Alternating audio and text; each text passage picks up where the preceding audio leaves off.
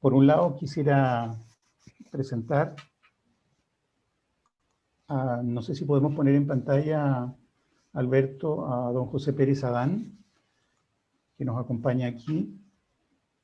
José Pérez Adán nos va a hablar sobre economía, salud social y comunitarismo. Ese es el tema que está previsto para el inicio de la mañana. Como comentarista nos acompañará también a quien voy a presentar más adecuadamente más adelante, don Manuel Inostroza Palma, que hará comentarios sobre esta conversación inicial que vamos a sostener.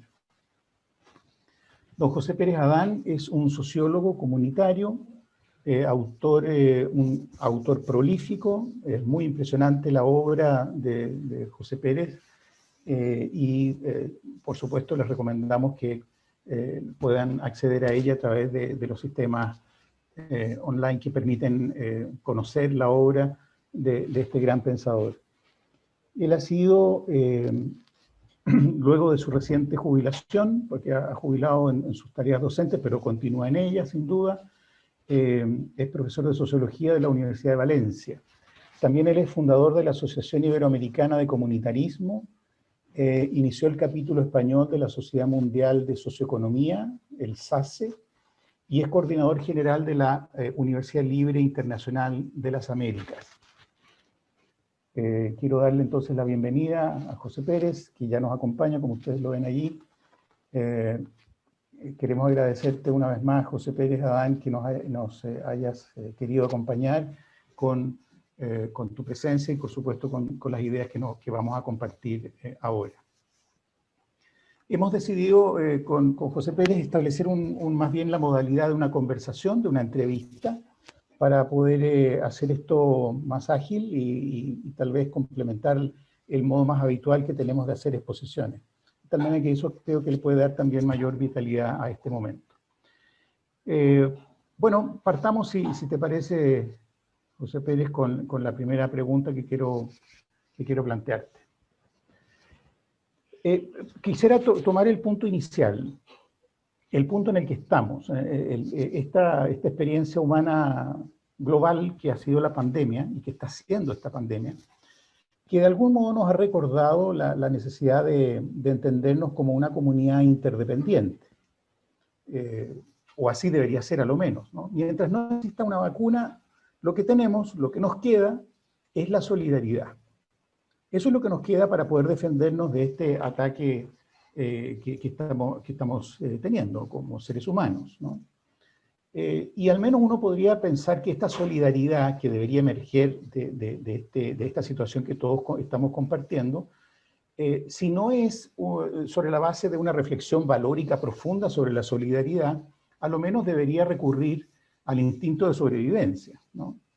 En este proceso de pandemia el autocuidado no basta, ¿no? Tenemos que cuidarnos entre todos. Eso es la lógica, eso es lo que indica la simple lógica, la realidad.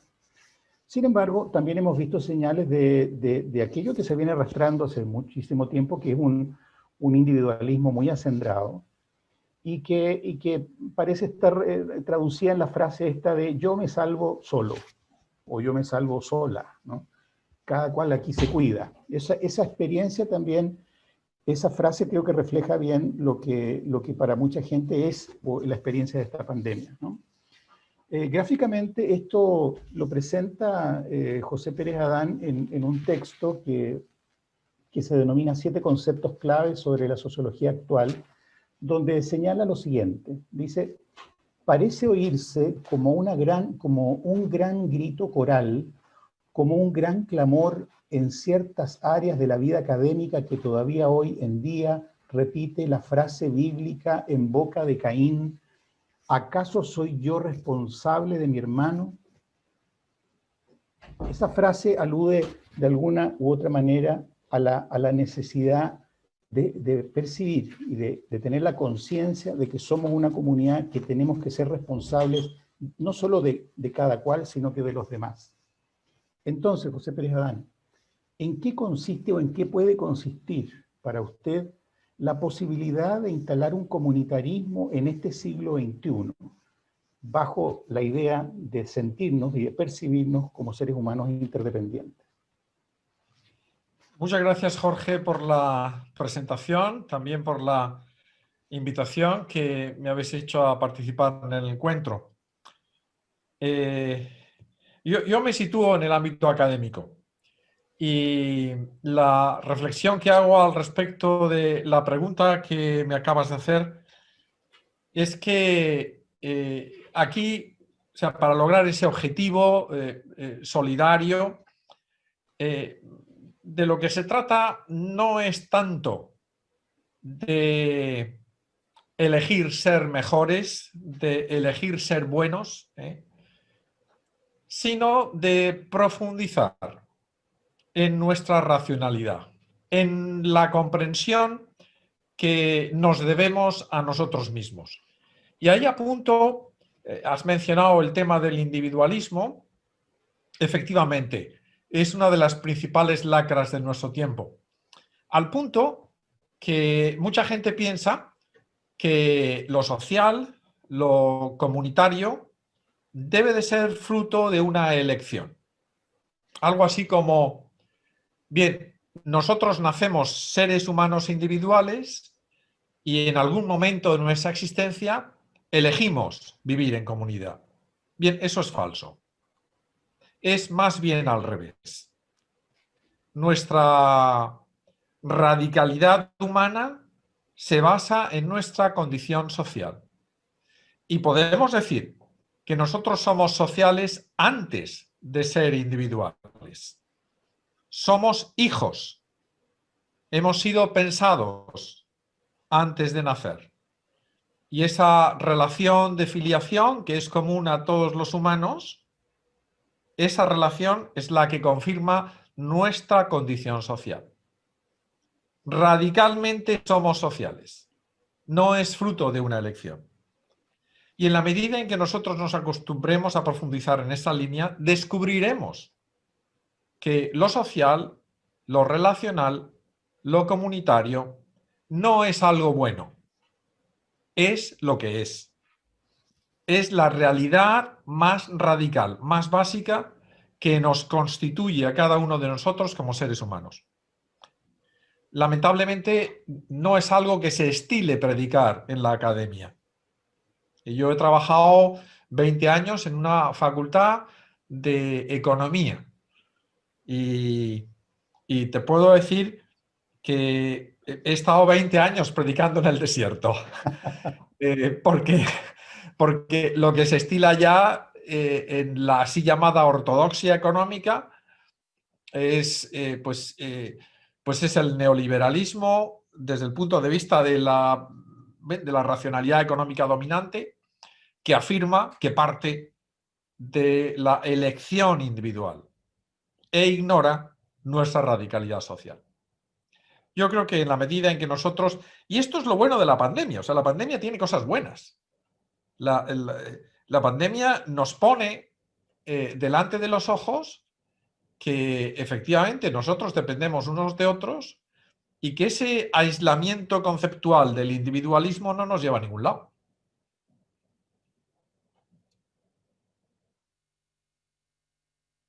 Así es, así es. Bueno, en tu libro Economía y Salud Social, que Sí. se editó el año pasado, Aquí está.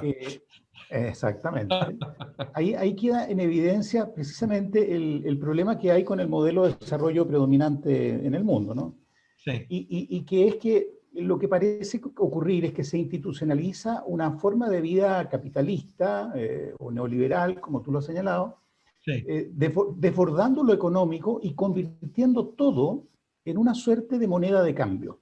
Exactamente. Hoy todo parece transarse en el mercado, todo es posible, incluidas las personas, por cierto, ¿no? Sí. Las relaciones humanas incluso. Sí. Al respecto, por ejemplo, Zygmunt Bauman decía que incluso los vínculos humanos se han mercantilizado de algún modo, ¿no? Sí, desgraciadamente. Entonces, así es. la cuestión es si es posible avanzar hacia un cierto modelo de desarrollo basado en lo que tú llamas la salud social y la búsqueda de ese también llamado bien común o bienestar colectivo. Es un tema que requiere un libro, pero, es el tema dominante de nuestro tiempo, me parece a mí, ¿no?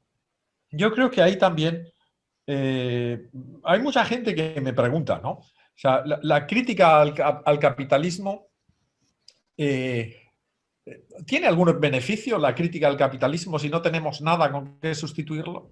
Es la pregunta que me hace mucha gente, ¿no? Pues sí tenemos algo con qué sustituirlo, pero no fuera, sino dentro de nosotros.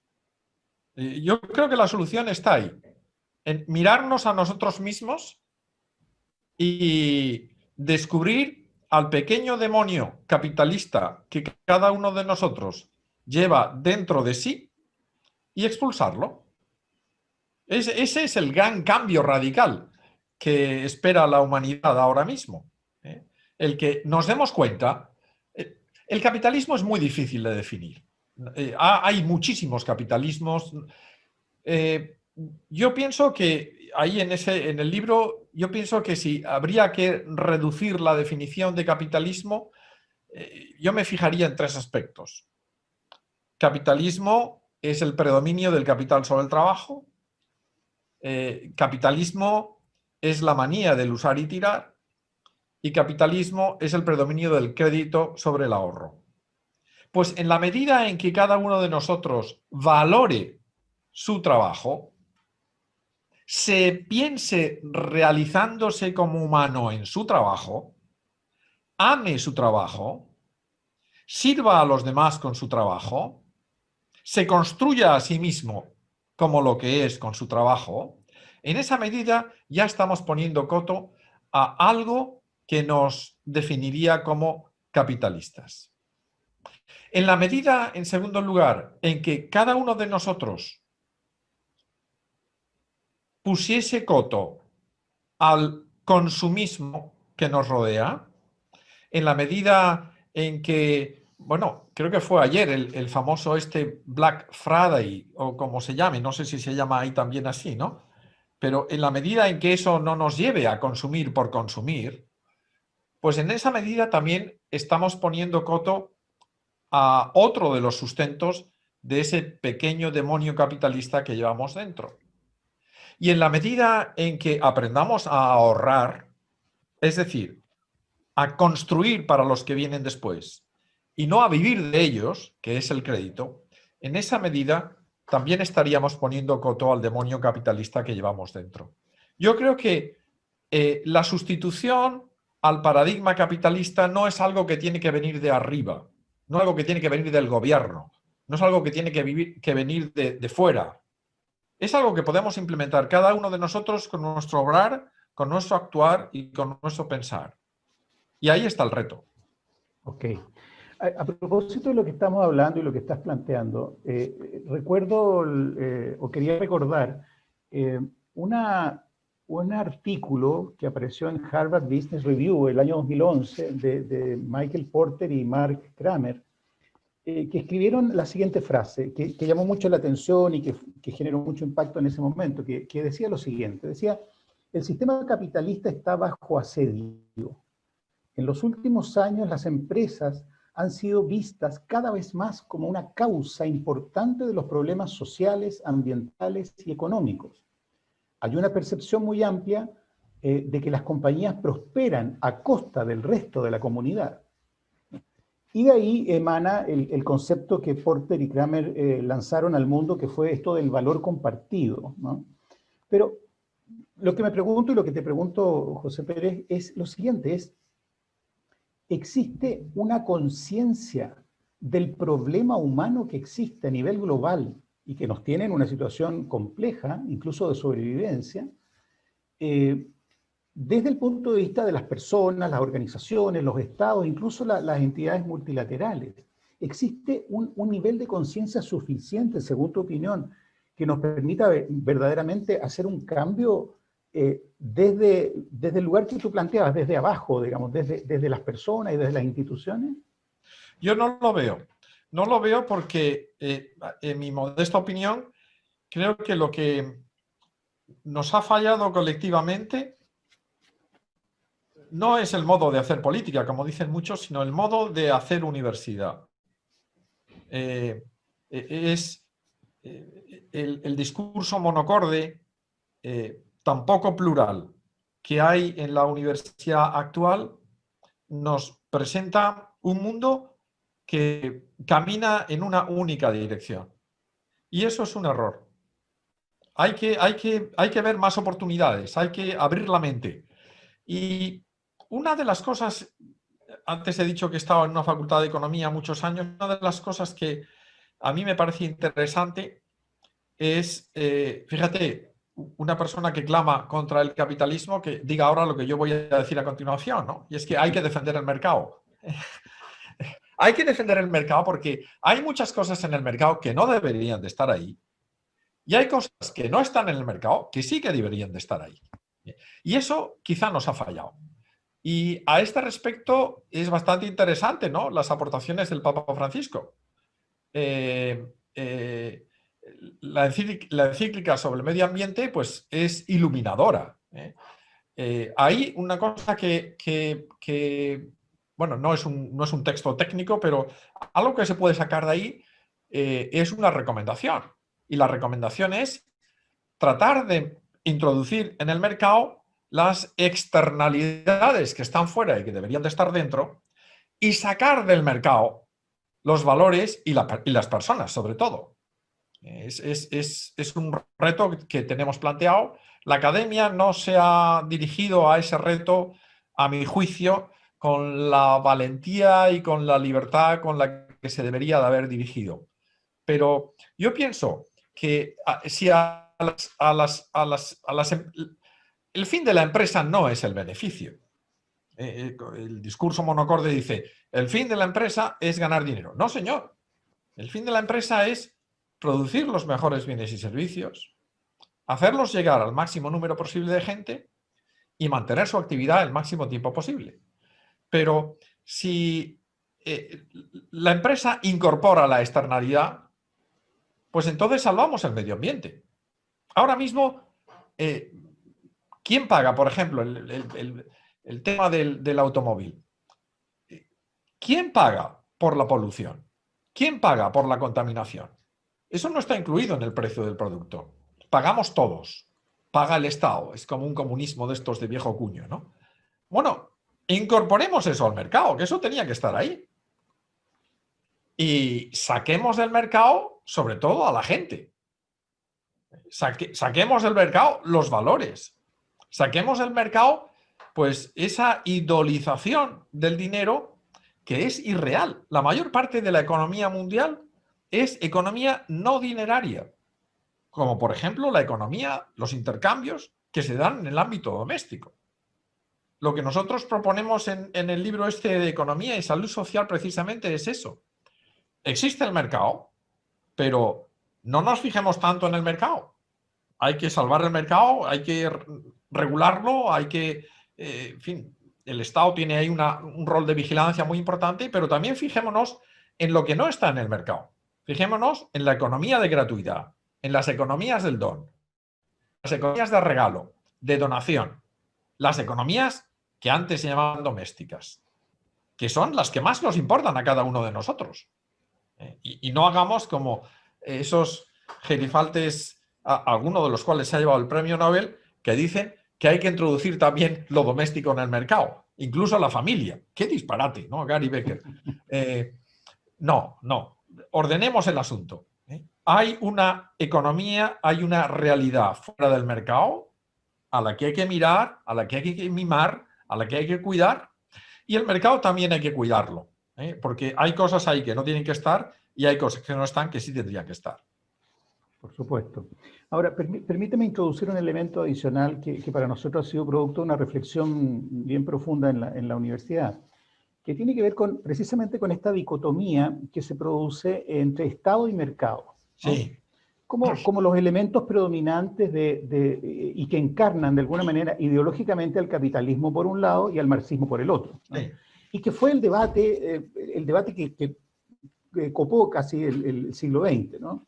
Y todavía, por supuesto, tenemos los resabios de eso.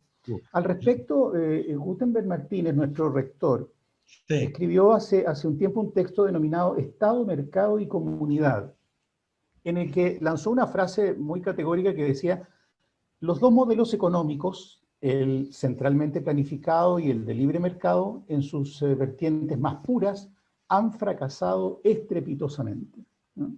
Ahora, esto quiero asociarlo a aquellos principios de la Revolución Francesa, la libertad y la igualdad, que de alguna manera fueron principios tomados por el capitalismo y el marxismo para defenderlos a ultranza, ¿no? Sin embargo, el principio que quedó fuera de esa ecuación fue la fraternidad.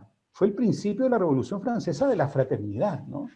Entonces, lo que me pregunto es si, y lo que te pregunto a ti es, si es posible creer, confiar en la posibilidad de establecer una fraternidad humana que se exprese en ese nuevo y a la vez viejo comunitarismo, y que pudiera transformarse en un cierto paradigma del desarrollo humano al estilo de lo que Adela Cortina denomina como la ética mínima, o sea, como esos principios fundantes que los seres humanos requerimos para establecer la convivencia y las relaciones entre nosotros.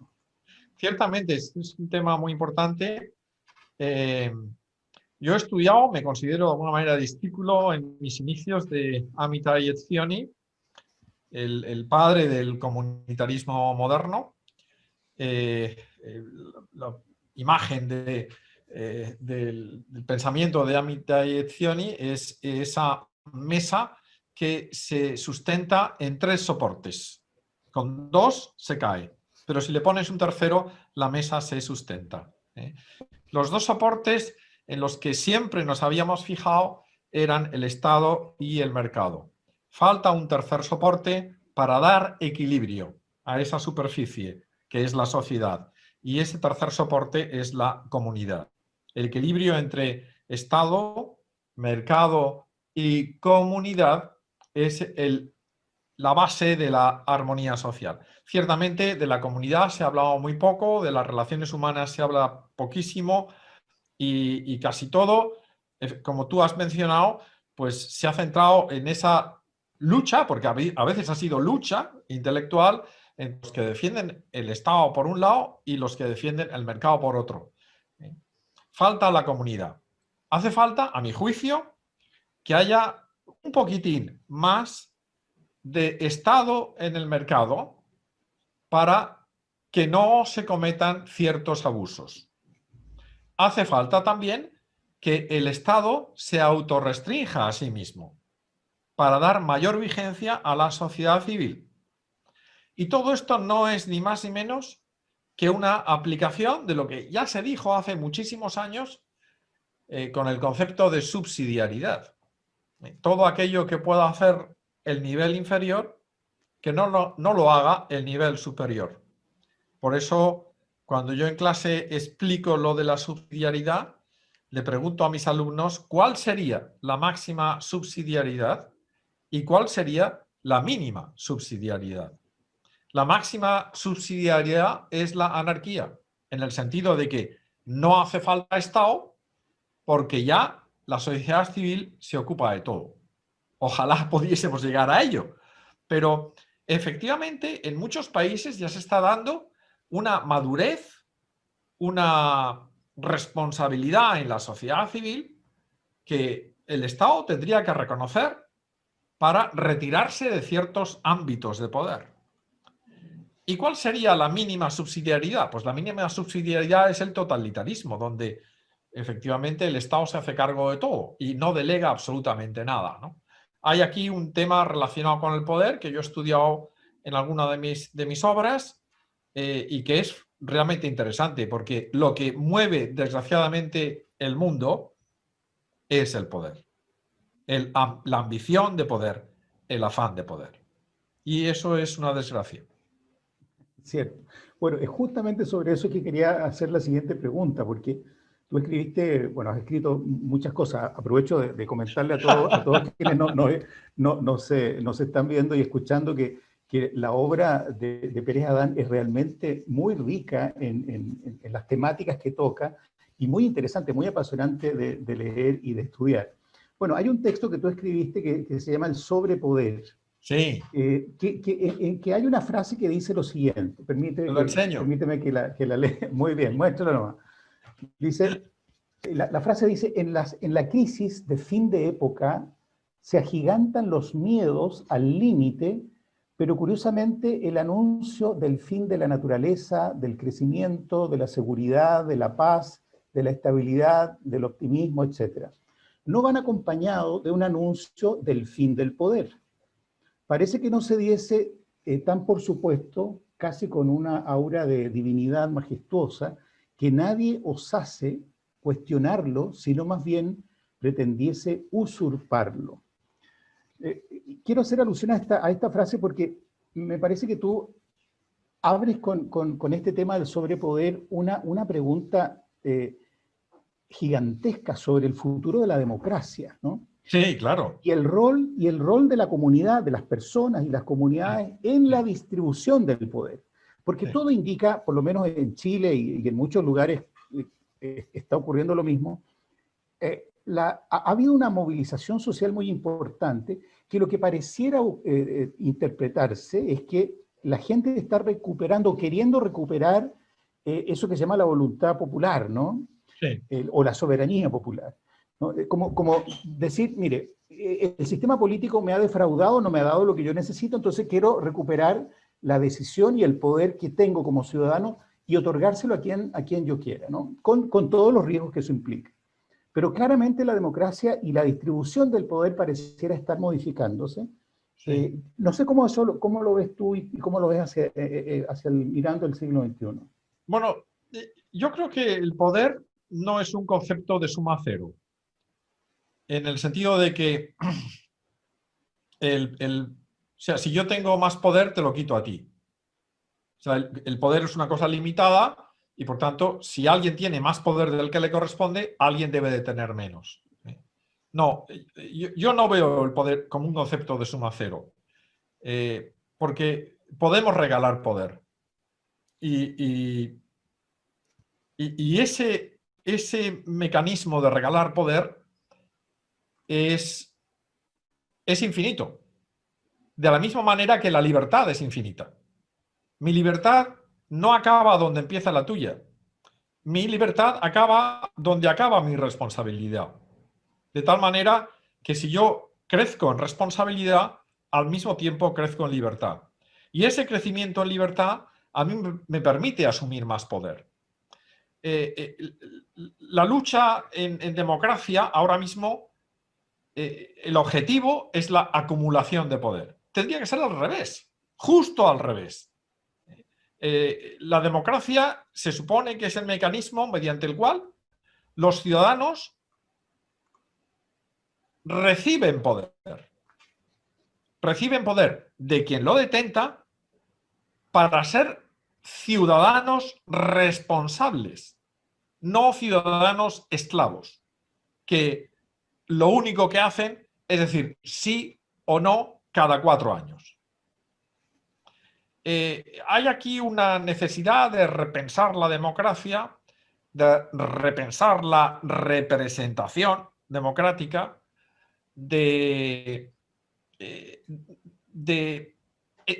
no, a mí no me gusta mucho esta palabra, pero no sé cómo se dirá allí, pero aquí se dice empoderamiento, de empoderar a la gente, de empoderar al pueblo. Qué bonita la definición de Lincoln. Es el gobierno del pueblo, por el pueblo, para el pueblo. ¿Quién es el pueblo? Pues sobre eso se podía escribir mucho, ¿no? Pero eso es la gente. La gente necesita más libertad, la gente necesita más responsabilidad y el que haya unas instancias que detenten todo el poder es algo que no casa con esa ambición de responsabilidad y de libertad que todos estamos clamando, no solamente en Chile, no solamente en Argentina, en todo el mundo. Nunca antes los seres humanos hemos tenido más poderes sobre nosotros. Nunca antes, en cosas importantes, las decisiones que a mí me afectan se han tomado por entidades a veces totalmente anónimas. Fijémonos en todo lo que la tecnología ahora hemos tenido las elecciones estas en el país este superpoderoso que hay ahí arriba y entonces todo es, en fin, habrá venido aquí una mano negra a través de unos ordenadores o de unas computadoras y habrá cambiado el sentido. O sea, no se sabe, o sea, no se sabe qué es lo que un algoritmo puede hacer. Puede hacerme a mí hacer. Y eso es un poder que alguien tiene, pero que yo no tengo y que está sobre mí. Y está el poder de la opinión pública, está el poder de la moda, está el poder del inmenso poder de los medios de comunicación. Hay monopolios ahí casi ocultos que me mandan a hacer cosas, que me incitan a hacer cosas que a lo mejor sobre ellas yo no he reflexionado lo suficiente. Cada vez estamos sujetos a más poderes y cada vez paradójicamente nos queremos más libres y no lo somos. Hay ahí un reto para la democracia, efectivamente. Ojalá sepamos repensarla con calma, no soy partidario yo de ningún tipo de planteamientos así radicales. Hay que pensar con audacia, pero también hay que ir construyendo poco a poco ámbitos de autodominio y de libertad que puedan hacer ver a los poderes establecidos que nosotros nos merecemos algo distinto. Ok. El día de ayer estuvimos hablando con Margarita Zavala respecto de los populismos, ¿no? Sí. Y cómo ello está impactando también en algunas democracias y las está de algún modo debilitando. Entonces esto parece curioso porque pudiera entenderse que mientras más poder tiene esta comunidad humana, la sociedad humana, las personas, eso podría entenderse como algo positivo, como algo mejor. Sin embargo, cuando políticamente se traduce en una fórmula de populismo, claramente estamos en una cierta distorsión de una democracia legítima, digámoslo así. No sé cómo tú ves eso. Bueno, la aparición del populismo a mí me parecería positiva si a las burocracias que detentan el poder en muchos ámbitos les hiciese pensar de manera autocrítica sobre qué es lo que han hecho mal. Lo que no me parece bien es que se critique el populismo, pero no se critique a quien ha originado que ese populismo aparezca, que es la corrupción, que es el alejamiento del político del pueblo, que es la poca participación en los partidos políticos. O sea, no me parece justo esa queja si esa queja va dirigida solamente hacia afuera. Hay que ser autocrítico. Algo habremos hecho mal. ¿Qué hemos hecho mal? ¿Nos hemos alejado del pueblo? Pues pongamos los medios para acercarnos de nuevo a él. Démosle a la gente más libertad. Empodericemos a los demás. Las élites políticas en muchos países dejan mucho que desear, lamentablemente. Y ahí también nosotros, los académicos, tenemos algo de culpa, porque gran parte de las élites políticas del mundo salen del mundo académico.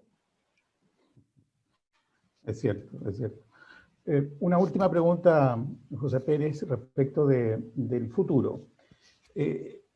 ¿Cómo ves tú instalado el comunitarismo en su expresión, digámoslo así, más fiel en lo que resta de este siglo? ¿Tú ves que el comunitarismo va a alcanzar un estatus que le permita realmente ser el elemento ordenador de la convivencia humana y de las relaciones, y pensando en el desarrollo sostenible como un elemento que necesitamos con urgencia? ¿O más bien ves que el comunitarismo va más bien debilitándose? No sé si eres optimista o cauto al respecto. Bueno, las dos cosas. Yo soy optimista en la medida en que veo que la apuesta por las comunidades es la opción más racional y más realista hoy en día.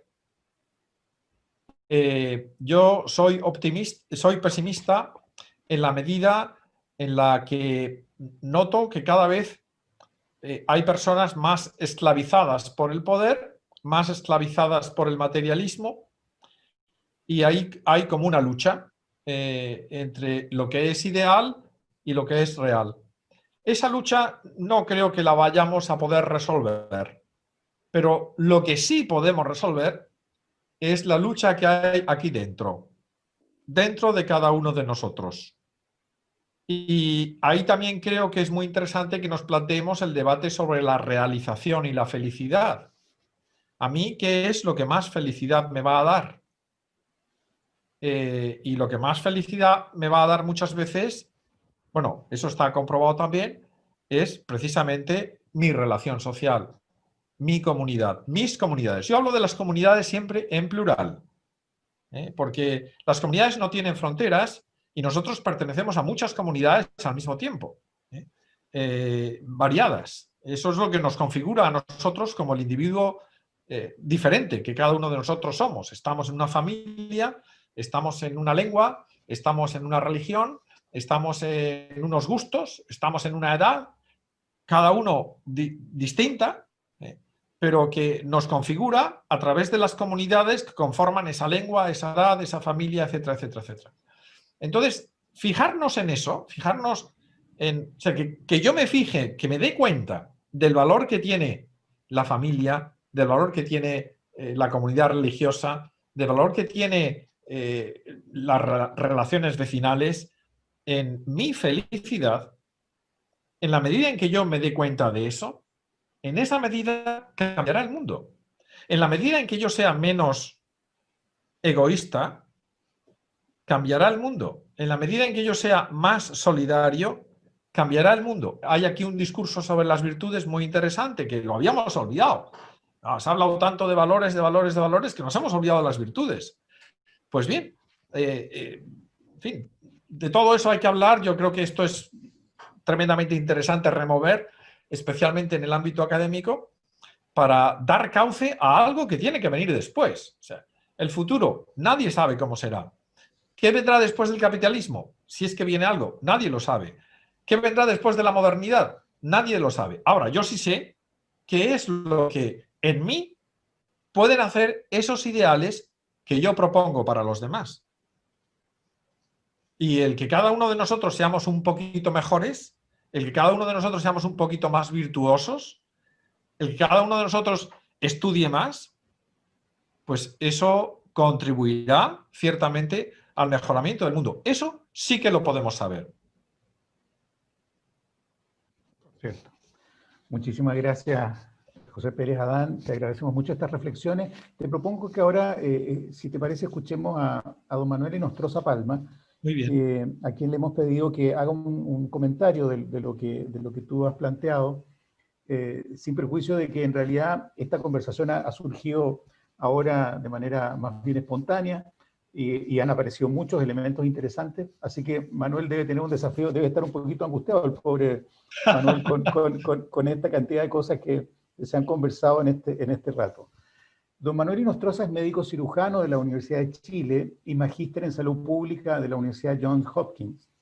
Fue ex superintendente de salud y actualmente secretario ejecutivo del Consorcio de Universidades sobre Políticas de Salud. Manuel, te doy la bienvenida y te paso la pelota, como se dice en el fútbol. Cuéntanos qué te ha parecido estas opiniones de José Pérez Adán.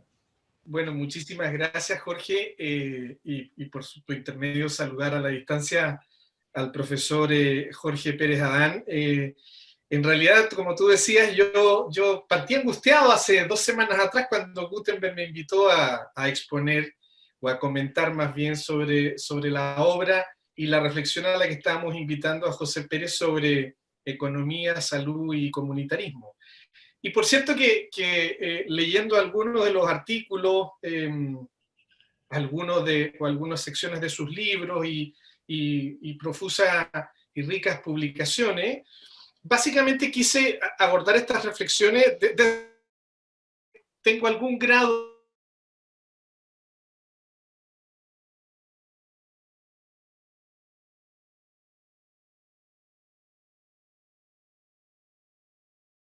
de Pérez Adán o de alguna de las citas de sus obras, y que tienen que ver con esta dimensión comunitaria o esta expresión más socioeconómica para mirar la perspectiva de salud, sobre todo por la pandemia en la que estamos afectados, y que tal como ha dicho Adán, tiene cosas muy malas, pero también ha tenido cosas muy positivas que nos llama a la reflexión para tratar de cambiar ciertas cosas hacia el futuro. Mira, lo primero, esta discusión sobre la reflexión entre esta visión neoclásica muy basada en la libertad individual y en la elección personal, versus esta visión más comunitaria o esta dimensión más socioeconómica, estas esferas de la economía con sus dimensiones culturales, sociales y de cuidado del otro, son muy pertinentes al tema sanitario o de salud pública, por así decirlo, porque efectivamente en salud, por lo menos desde que estudiamos también desde cierta lógica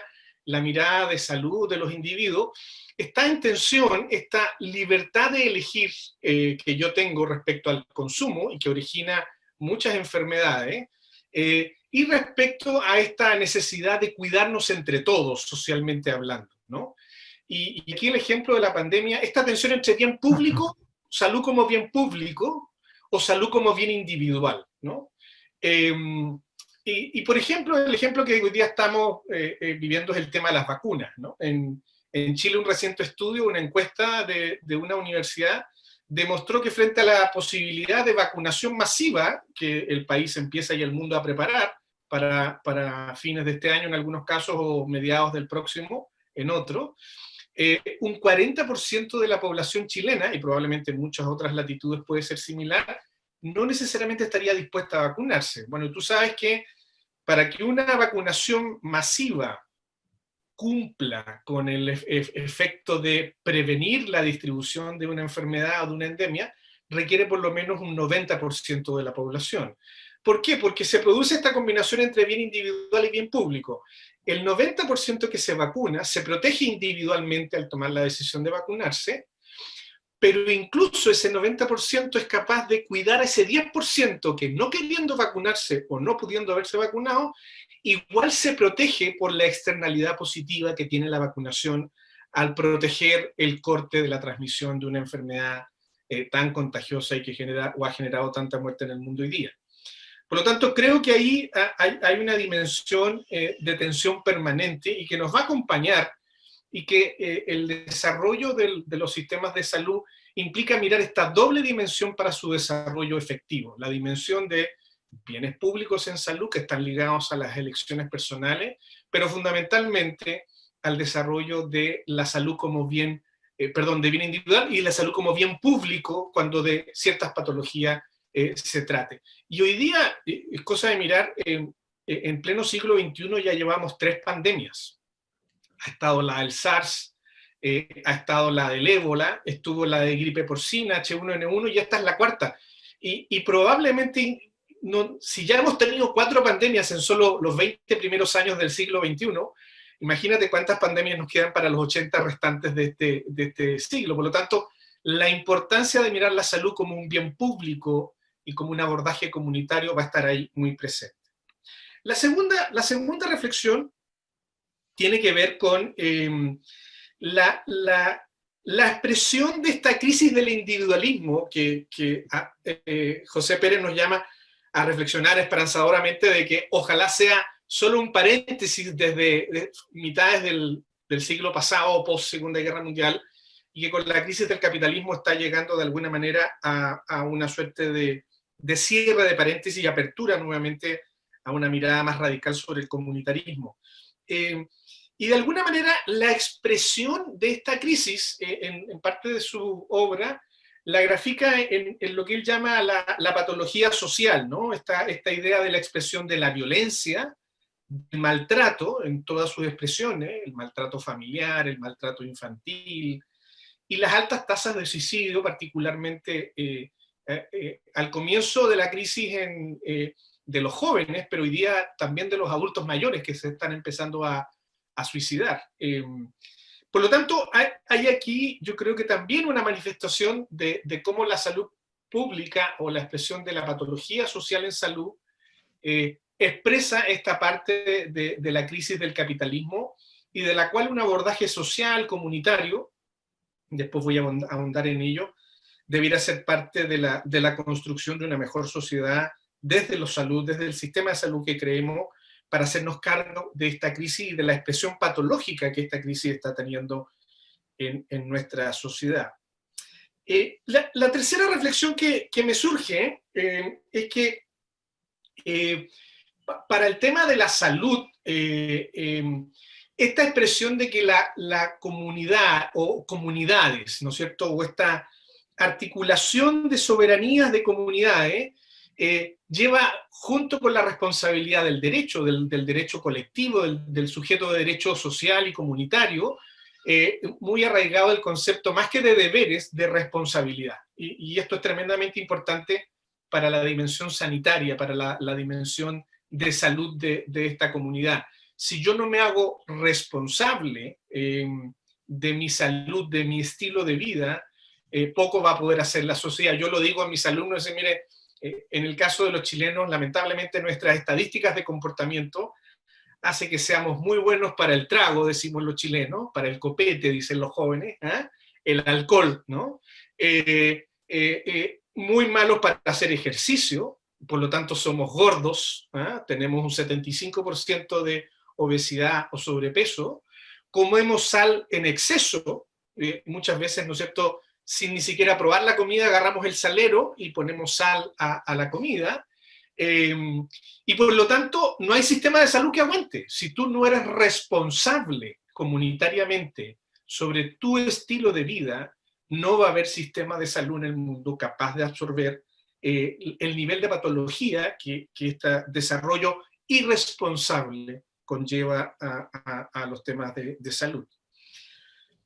En cuarto lugar, hay una reflexión que hace Pérez Adán en algunas de sus reflexiones, él mismo lo ha reconocido aquí, ¿no es cierto?, en el reconocimiento a las reflexiones de Amitai Etzioni respecto a esta dimensión del equilibrio de tres patas entre el Estado, mercado y comunidad.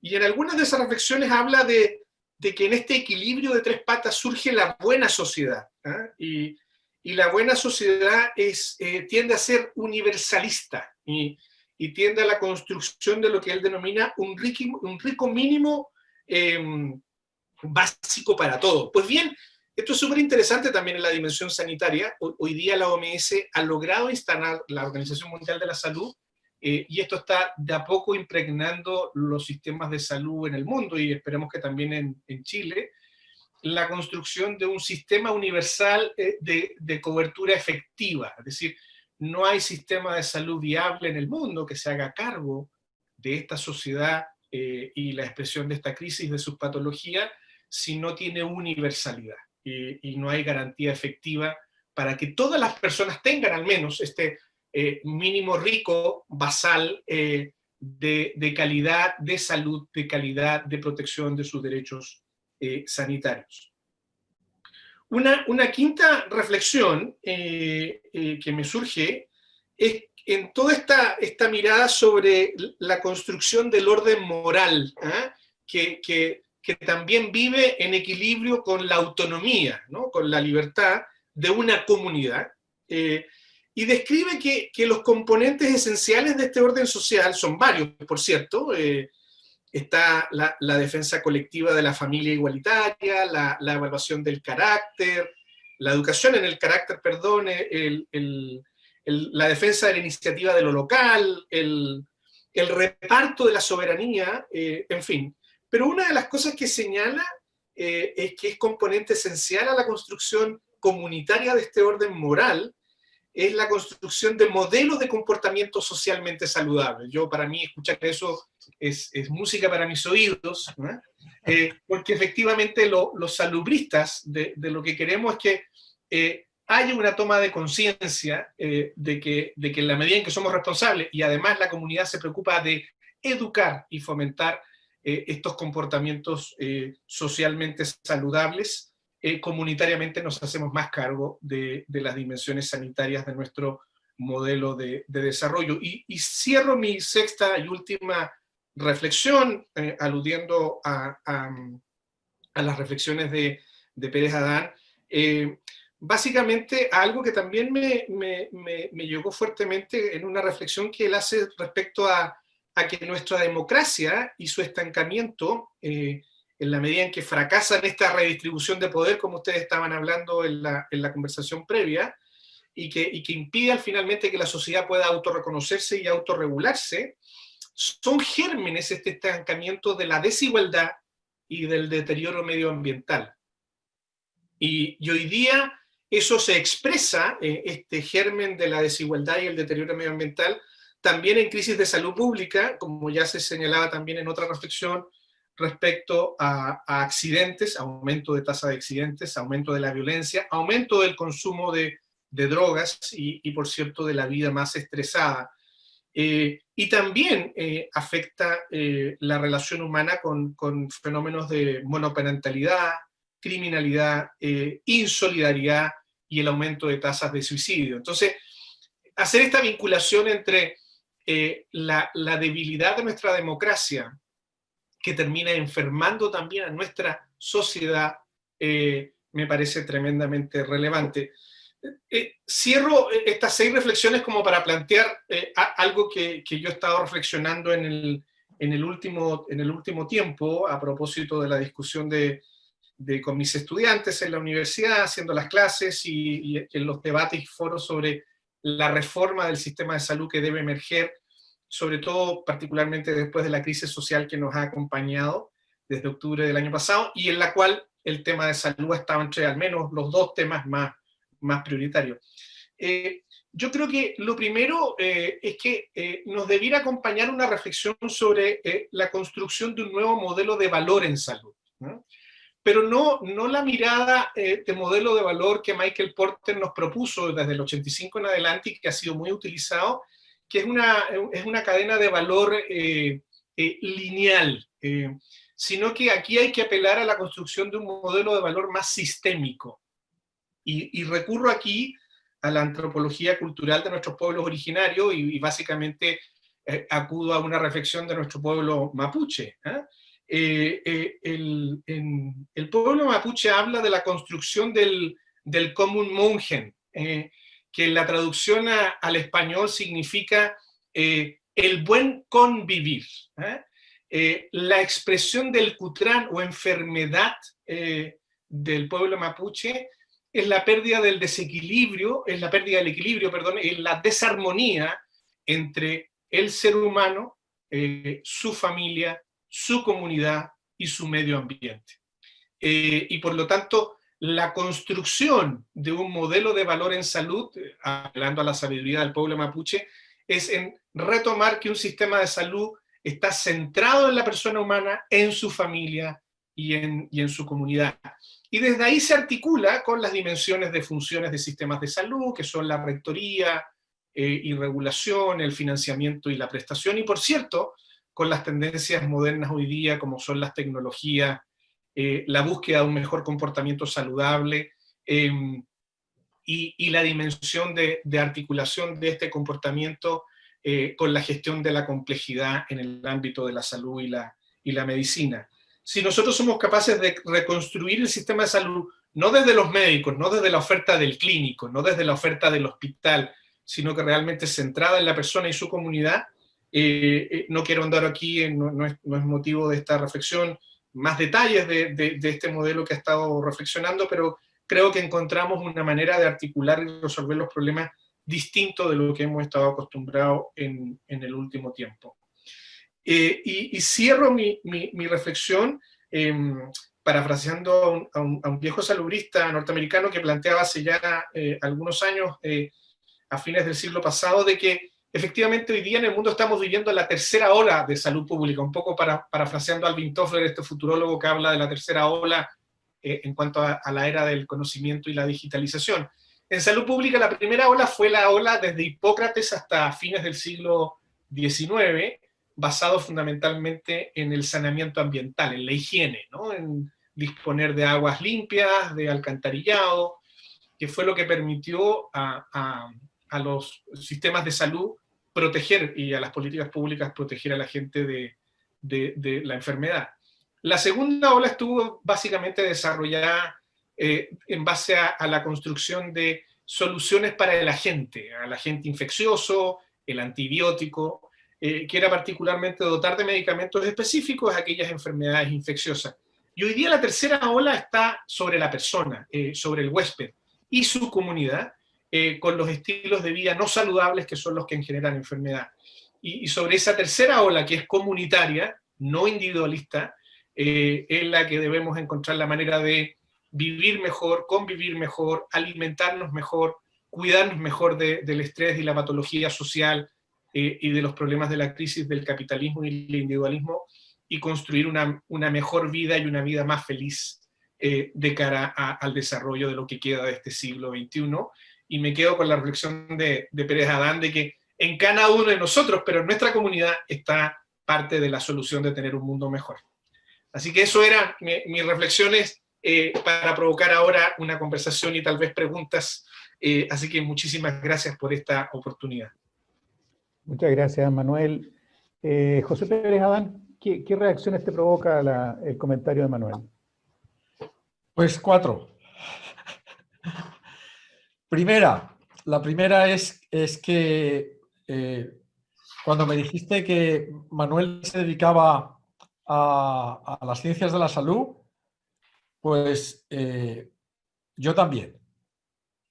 Quizá las dos áreas que más hermanadas están en una metodología similar sean la medicina y la sociología, en el sentido de que los médicos y los sociólogos detectamos el progreso por defecto. Lo que medimos es lo malo. Los médicos la enfermedad y los sociólogos el daño colectivo. Y en ese sentido, pues me parece que estamos bastante hermanados. La segunda reflexión es una pregunta que me ha surgido ya desde hace bastante tiempo, pero que ahora con la intervención de Manuel pues me ha vuelto al primer lugar, y es la de ¿por qué hemos desamado la vida? ¿Por qué nuestra generación, en comparación con las generaciones pretéritas, ama la vida menos? ¿Por qué nacen menos niños? ¿Por qué hay más personas que se suicidan? ¿Qué nos pasa? La tercera reflexión es que efectivamente yo creo que si hay algo que justifica la acción de gobierno es la sanidad. Me parece que es lo prioritario. Si el gobierno tuviese que renunciar a competencias debido a una crisis económica, no me importaría que renunciase a competencias en la educación, en la defensa, incluso en la seguridad, aunque menos, pero lo que nunca podría dejar de la mano sería la sanidad. A mí me parece que hay ahí unos derechos que están inconquistados todavía en gran parte del mundo. Y me parece que el derecho a la salud debería de ocupar una reflexión más profunda en todos los ámbitos de gobierno del mundo. Y luego, por último, un tema que quizá no ha salido lo suficiente en lo que hemos hablado hasta ahora, es que efectivamente la comunidad es un sujeto moral. Hasta ahora nos hemos fijado en los individuos como sujetos morales y hemos calificado la valía de esos sujetos morales individuales diciendo que hay mejores y peores personas, que fulanito es una buena persona y que menganito es una mala persona. Pero también esos juicios morales pueden efectuarse y deben efectuarse en el ámbito comunitario y social. Las comunidades y las sociedades son también sujetos de moralidad y por eso hay mejores y peores comunidades, hay mejores y peores sociedades. Y nuestra capacidad de distinguirlas irá pareja a nuestra capacidad de avanzar en el desarrollo y progreso de nuestras sociedades. Nada más. Muchas gracias por tus reflexiones. Mira, quisiera agregar a esta conversación un comentario que ha hecho Mike Eman, ex primer ministro de Aruba. Un saludo, Mike. Nos Sí, conocemos. Sí, así es. Él dice lo siguiente en una nota que escribió aquí en el chat. Dice: estimado profesor Dan, ha pasado mucho tiempo, demasiado tiempo. Sí. Nos conocimos en el pasado en varias plataformas para reflexionar sobre el comunitarismo. Sí. Siempre me han impresionado sus pensamientos e ideas. Es bueno ser inspirado por ti de nuevo. Emitai es, de hecho, el padre moderno del comunitarismo, pero definitivamente estás haciendo un gran trabajo manteniendo vivo y en desarrollo su pensamiento. Me gustaría pedir su opinión sobre 2 libros, si ha tenido la oportunidad de tomar nota de ellos. Se refiere a Donuts Economic, de Kate Raworth, y Fuera de los restos, de George Monbiot. No sé si conoces estos textos, pero por lo menos Mike pregunta si tienes alguna opinión de ellos. Pues todavía no, por lo que he oído del título de ambos textos, no han caído todavía en mi poder, aunque devoro libros continuamente, pero los voy a poner en mi agenda. Perfecto, perfecto. Un saludo, Mike. Sí, está escuchando, te está escuchando. Manuel, no sé si tienes alguna, nos quedan unos minutitos, una réplica o un comentario adicional a lo que ha señalado Pérez Adán.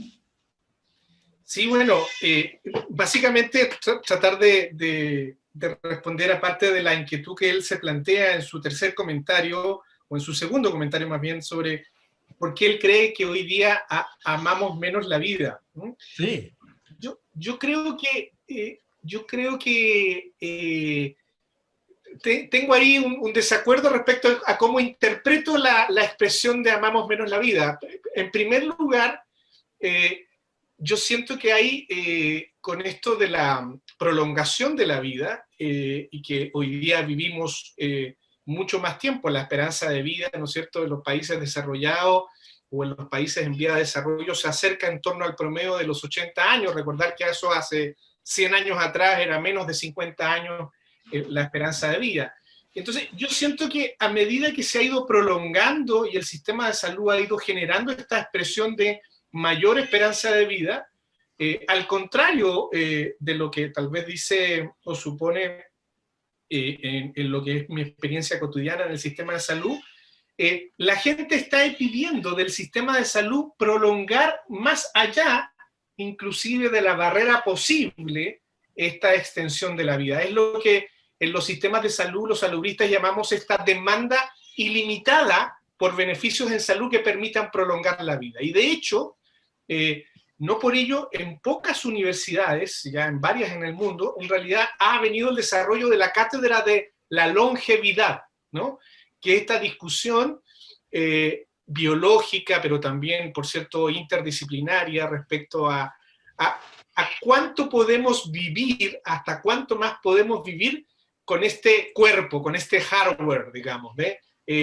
150 años algunos especulan, y ahí hay toda una discusión biológica, de medicina, respecto a alterar el metabolismo porque básicamente el envejecimiento celular, que es la base del envejecimiento de la persona humana, es que nuestras células son incapaces de procesar adecuadamente su metabolismo y las toxinas que generan de su metabolismo. Una célula envejece cuando la capacidad de excretar, de sacar fuera de sí las toxinas que se producen del metabolismo, disminuye. Nos acumulamos de toxinas, envejecimos y morimos.